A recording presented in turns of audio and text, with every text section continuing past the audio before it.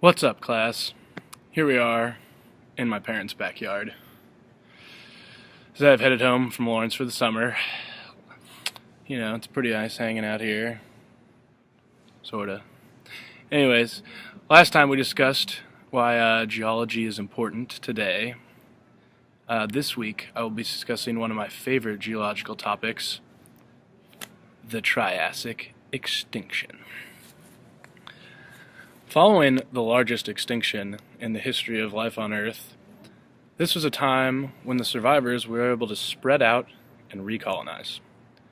This period gave plants and animals the ability to grow and rejuvenate many of the plants and creatures that evolved into later periods. So when and what is the Triassic period? The Triassic period was the first period of the Mesozoic era that was between 251 and 199 million years ago, which, as you know, is a much shorter amount of time than it takes to hatch an egg in Pokemon Go. During this time period, life outside the oceans was beginning to flourish and diversify greatly. Much of the world was connected due to all the continents being one supercontinent, as you know, called Pangaea. The weather was nice and warm, warmer than our current weather today. And it would just make sense since the supercontinent was all together and it was close to the equator. You know, the equator is much nicer. This warmer climate even led to there not being any polar ice caps during this time period. Near the end of this period, though, seafloor spreading led to rifting of the northern and southern chunks of Pangaea to start to split, where they would completely come apart near the beginning, late Triassic, early Jurassic, forming two supercontinents, and which would then later split up into the world we have today. All right, let's talk about some animals. So, marine animals of this time had basically been wiped out from the prior Permian extinction, which knocked out like 95% of them, which sucks. Mainly due to high levels of carbon dioxide. Fossil fish are uniform during this period, the Triassic period, which tells us that very few marine families made it through the Triassic as well. Later studies show that stony corals made their first appearance, giving us hints that on the coasts of Pangaea the first coral reefs were forming. Interestingly, a group of reptiles known as the Ichthyosauria began heading back into the water. They're kind of like a turtle-like alligator-looking thing, kind of like a tetrapod, but with a tail and bigger arms. And so they started going back into the water, and they would swim by moving side to side, and they could use their tail to project themselves a little bit. And they reached lengths of up to 50 feet and could weigh 30 tons. Take that, Shark Week. Alright, now plants. Not many plants and animals went through great changes during this period, since the supercontinent Pangaea was mostly just like a big, dry, warmer place. But in higher altitudes, forests were able to survive, mosses and ferns were able to survive along the coasts, and many types of bugs stayed around as well. Things such as spiders, millipedes, centipedes, and scorpions, along with the newly developed grasshopper, were the main insects of the time. Along with the marine animals, the plants, and the insects, they weren't the important ones of this time period, because this Triassic period was known as the Age of Reptiles. The main reptiles of this period were known as therapsids and archosaurs. Starting with therapsids. Therapsids, they looked much like a dog-lizard type animal, and interestingly enough were known as mammal-like reptiles. They are characterized by their powerful jaws with scary, pointy-looking teeth, and their ability to sit upright while still moving around on all fours like a dog. They really looked like a big reptile-y dog. They could probably run around and sit. They sat up like a dog. Say sit. They do that probably not. But so archosaurs lived in harmony with the therapsids. although you can probably assume they probably fought here a couple times. So archosaurs came a little bit after, but lived in harmony with the therapsids, and they're characterized by their ability to sit like a dog lizard, just like the therapsids, but with a much more prominent jaw. They also had 2 holes behind each eye socket, which allowed them to beat out the therapsids. People believed that what gave the archosaurs the advantage over their counterpart, the therapsids, was that they developed the ability to evolve upright quicker, and that they were able to rear up in times of attack, like they could get back and jump at you.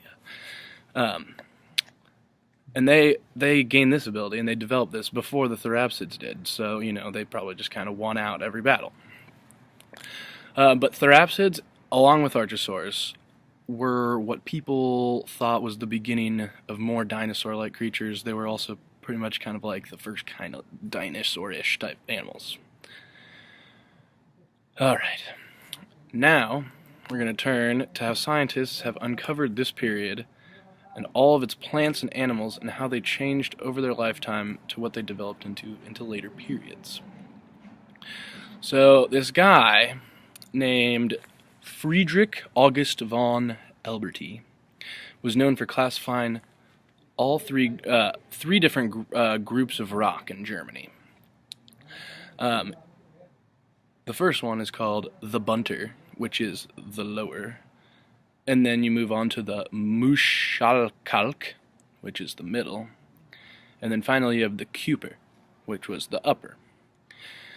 These were all very identifiable layers of rock that showed characteristics that were younger than the layers of rock below them that at the time they knew belonged to the Permian time period.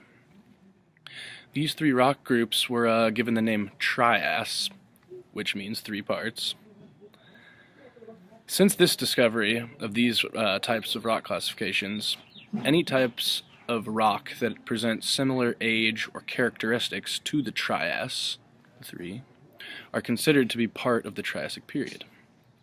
Since this discovery, Triassic fossils have been found all over the world, as you can imagine, from, you know, the supercontinent they started out on, splitting up into every other continent. You know, you're going to find them on the coasts, the west coast of, you're just going to find them everywhere. They're going to be along the coasts.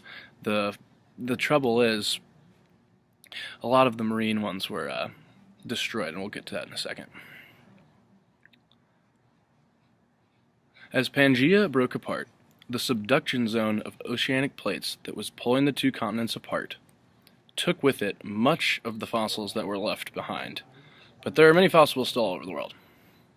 From Morocco to New Jersey, a thick sediment survived and is known as the Newark group. Because of this subduction zone, it has become very rare to find marine fossils, because they all got pushed underneath the land plates as the oceanic plates slid under. There have been fossils found on the west coast of North America as well. Much of the marine fossils that have been left behind are through studying ancient lagoon-type areas and coastal environments that didn't get destroyed by the subduction zone or weathering over time and things like that. As this period was marked by both dry and regionally wet climates, there were many deposits of fossils from sand dunes and things called evaporites, which are rocks that are formed from the evaporation of salt and mineral-rich liquids. This can be seen all over Africa, where many late Triassic fossils have been found. Along with Africa, there have been fossils found all around South America in Rio Grande do Sul, Brazil. Some of the earliest forms of dinosaurs have been cased in the Trias-type rock there and tell us that the Triassic was a time of expansion and growth in its earlier forms of creatures. As the Permian period ended and the Triassic began, Earth was much like an empty canvas with just a few paints to work with. This was a time of expansion and change for the surviving plants and animals as the giant piece of land they were living on, Pangaea, was beginning to split apart.